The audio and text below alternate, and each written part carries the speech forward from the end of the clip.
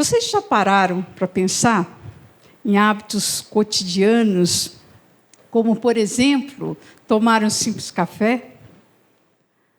Às vezes nós nos damos conta, quando a gente prepara um café, a origem desse grão, o ato de adoçar esse café com açúcar, parecem hábitos simples do nosso dia a dia, do nosso cotidiano, porém nos conecta profundamente com as questões de sustentabilidade e de economia circular. As culturas sustentáveis do café, elas requerem recursos naturais, como a água, o solo, a biodiversidade. Então, as culturas sustentáveis, elas buscam minimizar isso tudo. Fazem um reaproveitamento, buscam reduzir o agrotóxico e o equilíbrio do ecossistema. Então, as culturas orgânicas e agroflorestais, elas têm buscado esse equilíbrio. Bom, mas o que dizer, então, dos resíduos do processamento desse café? Os resíduos do processamento desse café, um exemplo clássico é a borra do café. Nós podemos transformar em adubos, podemos transformar em compostagem, podemos transformar em esfoliantes cosméticos e também podemos realizar tingimento de tecidos da indústria têxtil. Bom, e o que falar, então, do açúcar, que nos traz a doçura para o café? O açúcar, ele vem do agronegócio, que é um setor extremamente importante para a economia brasileira. O cultivo da cana-de-açúcar nos traz a produção do açúcar nas usinas, porém gera também resíduos. E esses resíduos precisam ser destinados. Então, nós temos outros exemplos no nosso dia a dia, os quais a gente não dá conta, nos nossos hábitos, que é tomar uma caipirinha de cachaça, abastecer o nosso carro com os chamados biocombustíveis, o etanol, a bioeletricidade que é gerada para as indústrias, a própria usina, o biogás para geração dessa bioeletricidade, plástico verde. Não é essa garrafa que a gente pega e joga ali no lixo, não. São plásticos que poderão ser incorporados ao meio ambiente, sem agredir esse meio ambiente. Os cosméticos e também a indústria têxtil. Bom, então, a importância da gestão desses resíduos agroindustriais e suas aplicações nos levam a buscar soluções para esses resíduos. Aqui a gente tem alguns exemplos, não é para assustar vocês, de algumas culturas do Brasil e seus principais resíduos. A cana-de-açúcar, esse dado é de 2023 e 2024, nós produzimos 713,2 milhões de toneladas. Bom, e o que gera de resíduo desse processamento da cana-de-açúcar? A vinhaça, o bagaço e a palha. E se a gente olhar para os números, são toneladas, 65 milhões de vinhaça, quase 95 milhões de bagaço. E a soja? 147 milhões sendo produzida, gerando casca, melaço, vinhaça. O milho, quase 111 milhões de produção de toneladas, gerando farelo. A laranja, gerando a polpa cítrica. E o arroz, quase 11 milhões gerando farelo e casca também. E a gente pode ver os números em toneladas desses resíduos aí. O café produzido em torno de 58 milhões de sacas de 60 quilos, gera para nós quase 30 milhões de toneladas de resíduo.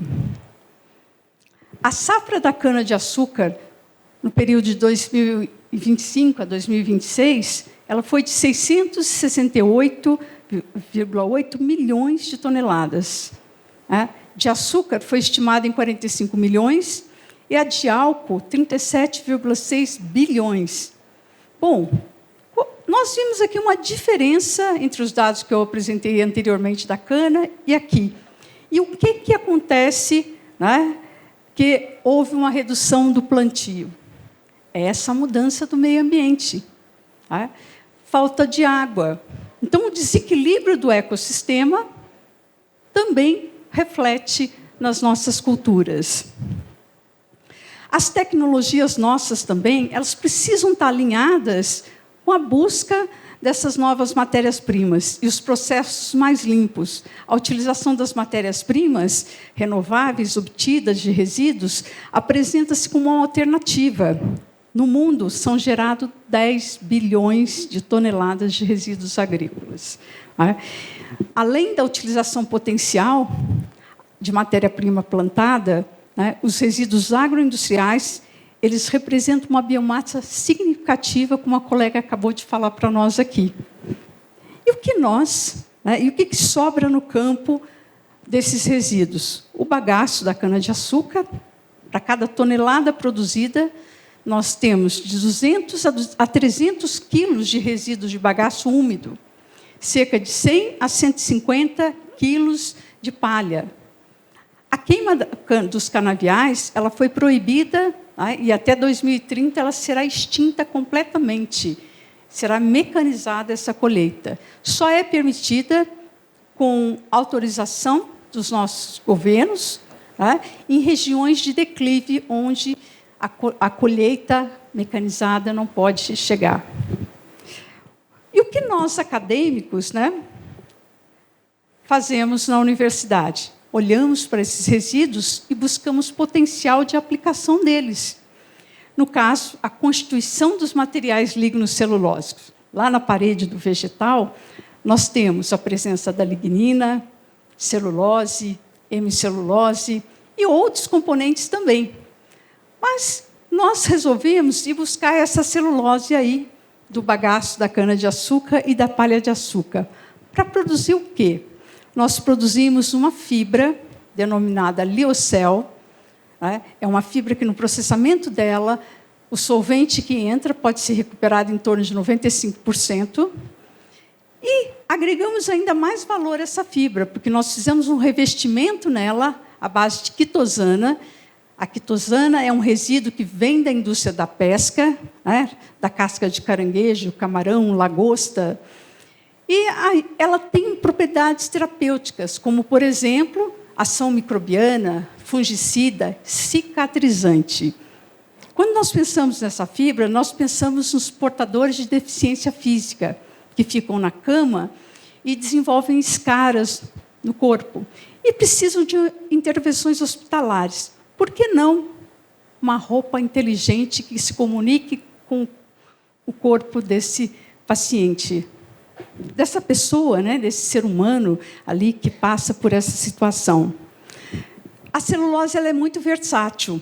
Uma vez obtida, você pode converter em outros polímeros, como a carboximetilcelulose, a nanocelulose, que é muito utilizada na indústria de cosméticos, de fármacos, indústria alimentícia e na indústria têxtil também. No nosso caso, nós convertemos em acetato de celulose para usar uma técnica que a gente chama de eletrofiação, e forma essa fibra dentro de um campo elétrico.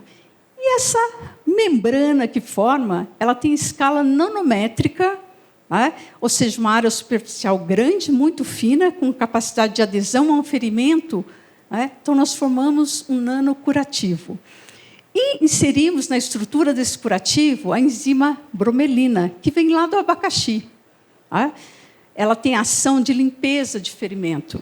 Nós também testamos a incorporação da lisozima, as duas juntas, uma da ação bactericida e a outra de limpeza desse ferimento. Bom, ao obter a celulose, nós deparamos com um problema. Nós seguimos uma rota química tradicional da indústria do papel e gera o licor negro. Está aqui nesse frasquinho aqui. Isso é um resíduo. Então, um resíduo de um resíduo é complicado.